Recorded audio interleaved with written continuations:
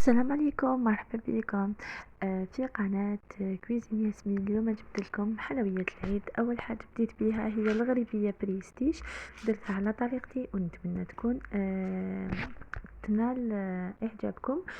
واللي تجربها ما تنساش تبعت لي في الانستغرام ولا في صفحتي عبر الفيسبوك، تجي بزاف هايله وخفيفه ونعطيكم كامل اسرار النجاح تاعها. هنا اول شيء رحت حمصت الفارينة. لازم نحمسوا الفارينة بصح البنات قعدوا معاها قلبوها غير بالعقل بالك تتحرق لكم. هنا اول حاجه لازم ديروها هي تحمسوا الفارينة وتخلوها تبرد البنات. المهم حبيباتي، وهنا انا كنت ليله ما قبل حمصت الفارينة وخليتها تبرد، وتاني دوبت السمن وخليته في هذا البول، حطيته في فريجيدار، ومن بعد كي كنت راح نخدم به خرجته من قبل واحد ساعه هكاك من قبل خرجته. المهم حبيباتي هكا باش يجيك الاسم تاعك طري، نسحقوه طري. هنا في ريسيبيون حطيت اسم ديالي كيلة تاع سمن كما راكم تشوفوا، نضيف لهم كيلة ناقص صبع تاع سكر كلاص، ومن بعد البنات نخلطوهم كامل بالباتور، ولا اللي عندها بيترا تستعمل البيترا ما كان حتى مشكل. المهم حبيباتي نضربوه بيا بالباتور كما راكم تشوفوا بهذه الطريقه حتى يولي لنا اللون تاعو ابيض كما راكم تشوفوا. سمحوا لي على لا كاليتي ديماج، ما فهمتش به تليفوني. المهم حبيبتي، وهنا عندي ربع كيلة تاع كاوكاو محمص بقشورو ومرحي بيان سور تاني بقشورو. هنا اللي تحب تزيد حلوة ترك زيد حلوة ترك، انا ما خفت تجيني حلوة بزاف تما استغنيت عليها. المهم حبيباتي، وزدت معاها قرصة تاع ملح هكا باش ما تجيناش صامدة الغريبية تاعنا، ونخلط بيان سور بالباتور تخي تخي بيان. ومن بعد حبيباتي راح نضيف دوكا الفارينة اللي كنت حمصتها كما قلت لكم وخليتها تبرد ليلة من قبل، ومن بعد هنا غربلتها كامل، يعني لاخاطش كي تحمصوها راح يجيك عابر هكا، نتوما غربلوها تخي تخي بيان، صفوها. المهم بالبنات هنايا نلمها بيدي، البنات ما تعجنوهاش غير لموها بيديكم كما راكم تشوفوا. انا هنا استعملت الكيلة الاولى ودرت قدامي الكيلة الثانية، نزيد فيها تدريجيا بهذه الطريقة. البنات ما نقدرش نقول لكم شحال تسحقوا، لاخاطش كل وحده واش تستعمل الفارينة تاعها حسب الفارينة ديالها. انا جاتني 2 كيلات ونص، لمت لي 2 كيلات ونص. العجينه البنات بالك تيبسوها وما تخلوهاش طريه بزاف، لاخاطش كون تخلوها طريه بزاف راح كي تدخلوها اطيب لكم في الكوشه راح اطيح لكم.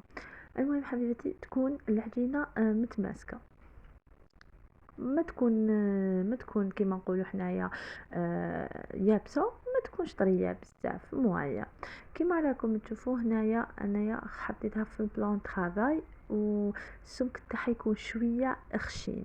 البنات هنا انايا كنت راح ندير هذاك المول تاع اليوم يديروا فيه مغروط بريستيج، ومن بعد خممت لا قلت ندير مول عادي هدايا، ندير على شكل هلال، اما هداك ولا اما تاع الحديد كيما تحبوا البنات.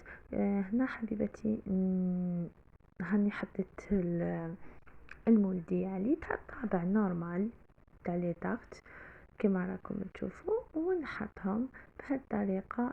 ما تكونوا مترقوش العجينه بزاف، لازم تكون شويه السمك تاعها شويه خشن، ما تنساوش ما فيهاش الخميره كما راكم تشوفوا في لا فيديو. ما حبيتش نزرب لكم هكا باش تشوفوا الطريقه تخي تخي بيان. وهنا نكمل البنات كامل العجينه تاعي ونولي لكم.